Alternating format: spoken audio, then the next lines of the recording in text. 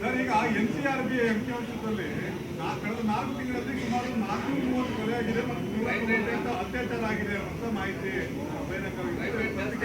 ಅದ್ರ ಬಗ್ಗೆ ಚರ್ಚೆ ಮಾಡ್ತೀವಿ, ಹಿರಿಯ ಅಧಿಕಾರಿಗಳನ್ನ ಕೊಂಡಿಸ್ಕೊಂಡು ಚರ್ಚೆ ಮಾಡ್ತೀವಿ.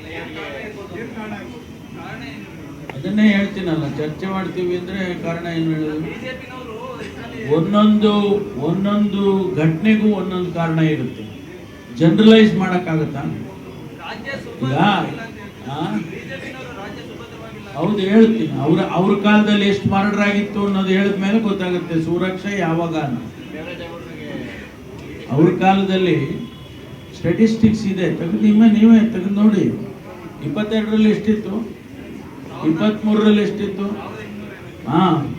ಮರ್ಡರ್ಗಳು 22ರಲ್ಲಿ ಎಷ್ಟಿತ್ತು, 23ರಲ್ಲಿ ಕಮ್ಮಿ ಆಗಿದೆ.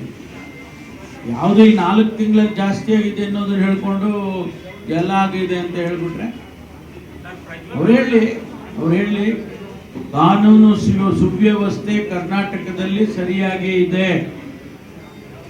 ಇವ್ರನ್ನ ಹೇಳ್ಕೊಂಡು ಕೇಳ್ಕೊಂಡು ನಾವು ಸರ್ಕಾರ ಕಾನೂನು ವ್ಯವಸ್ಥೆಯನ್ನು ಮಾಡೋದಿಲ್ಲ.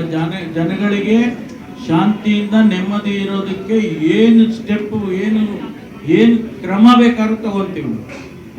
ಕರ್ನಾಟಕದಲ್ಲಿ ಶಾಂತಿಯನ್ನ ಕಾಪಾಡೋದಕ್ಕೆ ಭಾರತೀಯ ಜನತಾ ಪಾರ್ಟಿಯವರು ಎಷ್ಟೇ ಪ್ರಯತ್ನ ಮಾಡಿದ್ರು ಕೂಡ, ಶಾಂತಿಯನ್ನ ಕೆಡಿಸೋದಕ್ಕೆ ಪ್ರಯತ್ನ ಅವ್ರು ಎಷ್ಟು ಮಾಡಿದ್ರು ಕೂಡ ನಾವು ಕಂಟ್ರೋಲ್ ಮಾಡ್ತಕ್ಕಂಥ ಶಕ್ತಿ ಸರ್ಕಾರಕ್ಕಿದೆ, ಮಾಡ್ತೀವಿ.